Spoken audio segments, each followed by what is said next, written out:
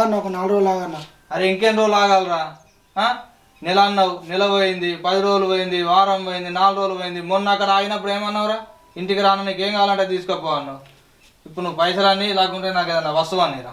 అన్నగాని కొంచెం అర్థం చేసుకున్నా, లేవన్నా పైసలు కాలే అన్న. అరే ఏం అర్థం చేసుకునిరా?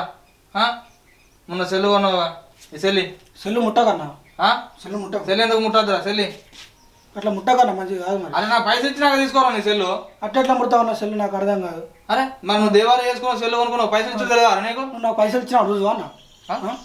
అదేంద్రా ఇట్లా మాట్లాడతావు? అంతే మరి, రుజువా? నువ్వు పేపర్ రాపించుకున్నావా? అట్లానా? సరే ఆగు, నీకు రుజువుగా ఇప్పుడు నేను చూపెడతాను. మరి ఇంటి ముంగడికి వచ్చి మాట్లాడుతాను. అరే నువ్వు రమ్మన్నావని వచ్చిండ్రా నేను. అత్తవా, నేను ఇంట్లో డైరెక్ట్ వచ్చి మాట్లాడతావన్నా. హలో, అరే వర్షి ఏడున్నావు? ఓసారి శ్రీకాంత్ గారి ఇంటికి రా.